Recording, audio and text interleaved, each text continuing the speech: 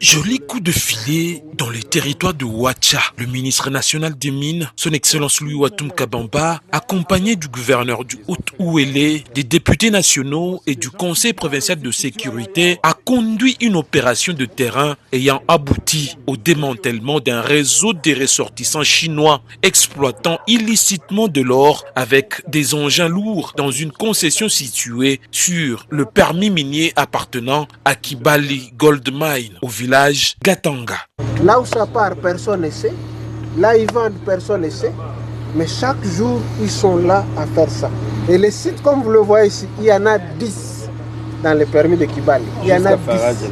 Ces exploitants illégaux opéraient sans titre minier ni autorisation légale de séjour pour exercer dans le secteur minier en violation manifeste du code minier et de son règlement. Sans autorisation et sans documents officiels, ils avaient installé leur propre route à l'insu de l'Office des routes et de l'OVD, des barrières empêchant tout contrôle de l'État sur ces sites clandestins. Des lourds engins creusaient le sol congolais jour et nuit dans une exploitation industrielle sauvage, sans paiement des taxes, sans respect de l'environnement et les Congolais considérés comme esclaves. Et voici des gens qui viennent de on ne sait où, sans aucun droit, sans rien du tout, construire même la route que nous venons de passer là. C'est une route dans la concession Kibali.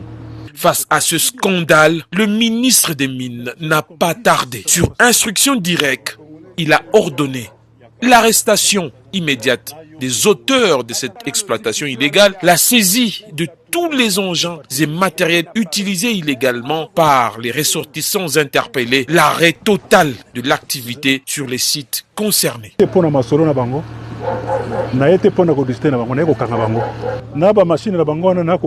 est en train de sceller ça, ils vont voir ça avec les SPG. Cette opération a été saluée unanimement par le gouverneur du Haut-Ouélé, les députés nationaux et les conseils provinciaux de sécurité qui ont exprimé leur satisfaction face à cette action courageuse et déterminée en faveur de la légalité et du respect des ressources nationales. Depuis les airs, les images sont saisissantes. Des cratères béants, des machines lourdes, des millions de dollars en fuite. Autant de preuves que la RDC perdait ses richesses sous le silence complice de l'illégalité. Mais cette fois, le message est clair. Plus jamais d'anarchie minière en République démocratique du Congo. La loi s'applique désormais à tous.